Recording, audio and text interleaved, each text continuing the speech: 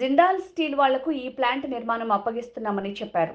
సజ్జన్ జిందాల్ గారు చెప్పింది ఏంటంటే, జగన్తో మా బంధం ఏనాటిదో అని చెప్పారు. జగన్ అధికారంలోకి దిగాక వారి బంధం గురించి ప్రజలకు తెలిసిందే. సజ్జన్ జిందాల్పై కాదంబరి జట్వానీ కేసు పెడితే పోలీసుల్ని ముంబైకి పంపించి ఆమెను ఏపీకి తీసుకొచ్చి జైల్లో పెట్టారని ఏపీసీసీ చీఫ్ వైఎస్ షర్మిలారెడ్డి అన్నారు.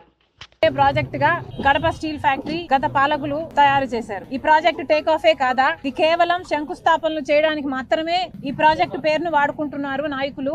టెంకాయలు కొట్టడానికి మాత్రమే ఈ ప్రాజెక్టును వాడుకుంటున్నారు. మేము సింబాలిక్ గా టెంకాయలు కొడితేనన్నా మీరు కొట్టిన టెంకాయలు గుర్తొస్తాయి, మీరు చేసిన శంకుస్థాపనలు గుర్తొస్తాయి అని ఈ రోజు కాంగ్రెస్ పార్టీ ఈ ప్రయత్నం చేస్తుంది. నిజానికి కడప స్టీల్ ఫ్యాక్టరీ రాజశేఖర్ రెడ్డి గారు ఎంతో చిత్తశుద్ధితో, ఎంతో కోరికతో ఈ ప్రాంతం అంతా అభివృద్ధి చెందాలి అని, ఈ ప్రాంతం తలరాతను మార్చాలి అని చేపట్టాలనుకున్న ప్రాజెక్ట్. కడప స్టీల్ ఫ్యాక్టరీ వస్తే ఈ ప్రాంతం అంతా సస్యశ్యామలం అవుతుందని, ఇక్కడ కడప బిడ్డల జాతకాలు మారిపోతాయి అని, ఎంతో మందికి మేలు జరుగుతుంది అని రాజశేఖర్ రెడ్డి గారు కడప స్టీల్ ఫ్యాక్టరీ రావాలి అని ఉద్దేశించారు.